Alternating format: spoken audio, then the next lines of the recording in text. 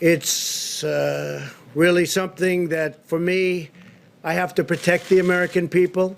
That's what I've always done. That's what I always will do. That's what I'm about. President Trump announcing he'll no longer hold an in-person Republican convention in Jacksonville, Florida next month. There are more than 400,000 coronavirus cases in the state of Florida. Instead, the GOP will hold virtual ceremonies in Charlotte. Today marks 100 days until the election. And this week I spoke with both state party chairmen here in Indiana about the impact the coronavirus is having this election year. It's also impacting how we can campaign. Some of the activities that we would normally be doing at this time, we just can't go out and do in a safe, healthy manner. So it'll continue to be a topic that's certainly on the top of mind of voters as they go to the polls in November. Democrats have called for no-fault absentee voting, as we saw in the primary. Is that a move you think we'll need to look at again in the fall? I don't. I think we showed even by the time we got to the primary that in-person voting could be conducted in a safe and healthy manner. But what about voters who don't want to take that risk? Listen, there were emergency rules that are put in place because we were shut down. You couldn't leave your home.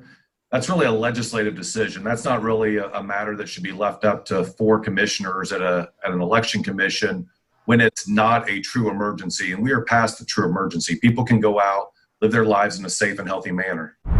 Indiana just reported the record number of cases in one single day. We're over 1,000 as of Friday.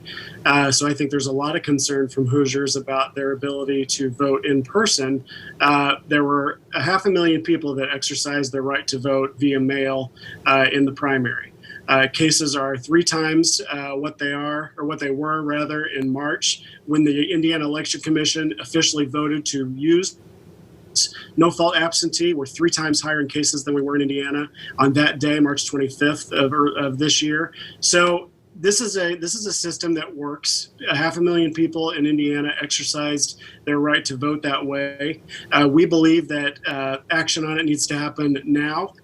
Rather than some Republicans saying that we need to wait to see that there might be a stay-at-home order or something. There's infrastructure that should and can be put in place if we do this in an orderly fashion now, rather than waiting until the last minute when there might be a stay-at-home order. Okay, also this week, it's the end of an era at the State House, with former Speaker Brian Bosma retiring from the legislature. I spoke with him Friday about the challenges his colleagues will face in the months ahead. Yeah, there's a lot of challenges lie ahead. I've been in fairly frequent contact with both the governor and with the new Speaker of the House, Todd Huston, and there are going to be some extraordinary challenges. My mantra, and my team has known this for the last 20 years as the Republican leader, has been something my dad, who served in the legislature before I did, had taught me, and that was, when it gets tough, just do what's right and let the politics shake out for itself.